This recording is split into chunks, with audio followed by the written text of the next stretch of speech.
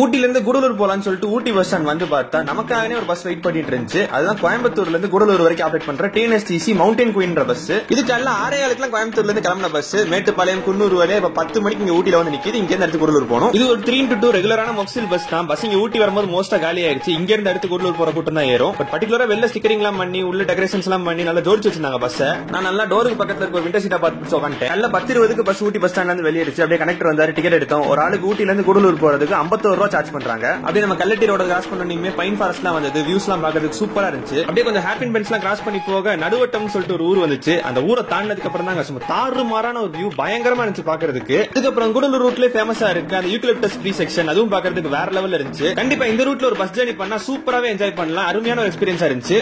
நீங்க இந்த வீடியோ ஊட்டி கூடலூர் பக்கம் வந்து பாத்தீங்கன்னா எந்த ஊர்ல இருந்து பாக்குறீங்க அப்படின்றத கமெண்ட்ல சொல்லுங்க. மத்தியானம் 12 மணிக்கு கூடலூர் பஸ் ஸ்டாண்ட் வந்து ரீச் பண்ணிட்டோம். அப்படியே லஞ்ச் எங்கே சாப்பிடலாம்னு சொல்லிட்டு ஹோட்டல பார்த்து கிளம்பிட்டேன். சேனல் புதுசாக சப்ஸ்கிரைப் பண்ணிக்கோங்க. நன்றி ஏஜிஸ்.